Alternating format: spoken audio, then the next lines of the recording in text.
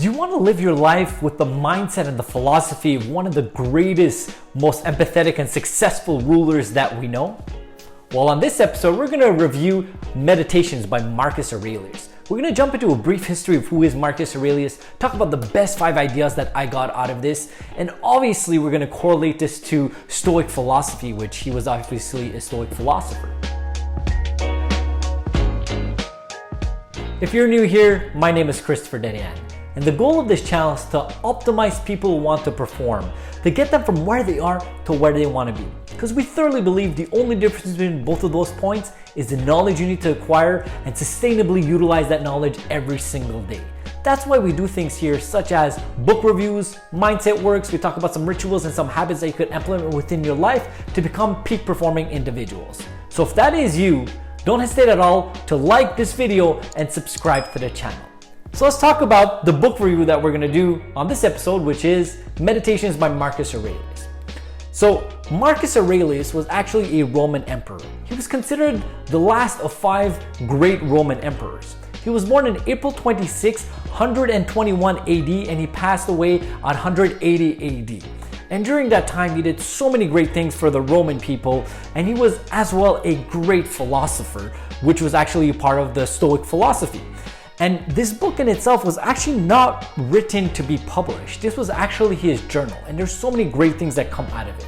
So let's jump into the 5 best ideas that I got out of this book. The first best idea of the book is Memento Mori. Now, Memento Mori actually comes from a Latin term, which means being conscious of your mortality. Now, throughout the whole book, this concept was repeated. And I thoroughly believe that he really wanted to make this into essentially an anchor within his life. Now, we do have to be aware that this book wasn't published or wasn't written to be published, but it was actually a journal for himself. So this is something that Marcus Aurelius wanted him to always remember, that we are going to die. And there is a certain peace to being aware of our mortality. And if we talk about Stoicism and their philosophy, this is actually one of the base philosophies of being aware of your mortality in itself. And it's not only with Stoicism. If you look at other book reviews that I've done, I've actually spotted out this concept within other books, such as The Subtle Art of Not Giving an F by Mark Manson or The Law of Human Nature by Robert Greene. So this is something now that I'm seeing just nonstop coming to me and just being aware of, that I've thoroughly implemented in my life, and something that I definitely suggest everybody to implement within their life, to understand that there is a finite of time that we're on this planet, and to be aware of it is going to make us be so much more productive, aware, and living our purpose in a higher level every single day.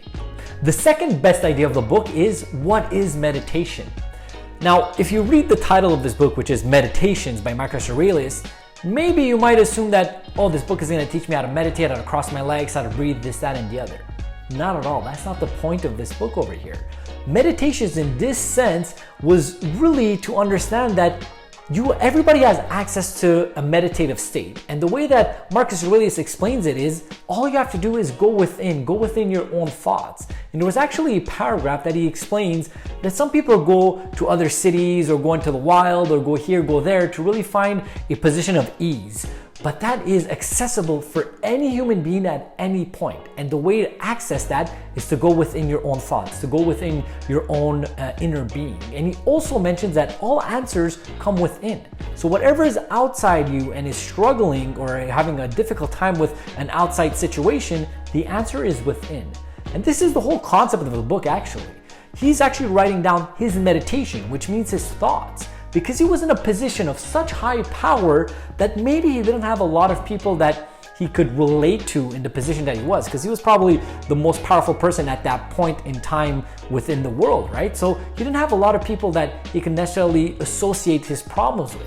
So what he did is he used to write it down and logic it out within his thoughts. So this is what meditation is for Marcus Aurelius. If you see there's some value within this video, don't hesitate at all to give me one of these, hit that subscribe button, and turn on the bell notification. Now, the word of the book that I picked for this book was vice, which means a moral depravity or corruption. Now, let me read you the sentence that he mentioned this within the book. It is ridiculous not to escape one's own vice, which is possible, while trying to escape the vice of others, which is impossible. The third best idea of the book is trust the universe. Now, I thoroughly love that he mentions this, and I think the best way that I'm going to explain what he thinks about this is actually to read a passage of what he speaks about this. So let's go ahead. Universe, your harmony is my harmony.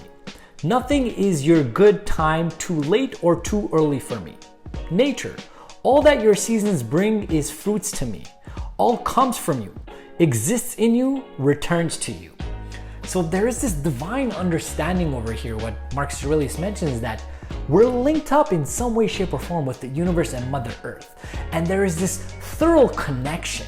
And I thoroughly believe in this and appreciate what he's saying over here. And he does mention, and there's some parallel to do with Memento Mori, right? It's like the circle of life. Whatever we are, we will always be connected and go back to Earth, to the universe. And another correlation we can do over here is like in The Lion King when they explain the circle of life. At a certain point, we are going to die. And what's going to happen is we're going to go back to Earth.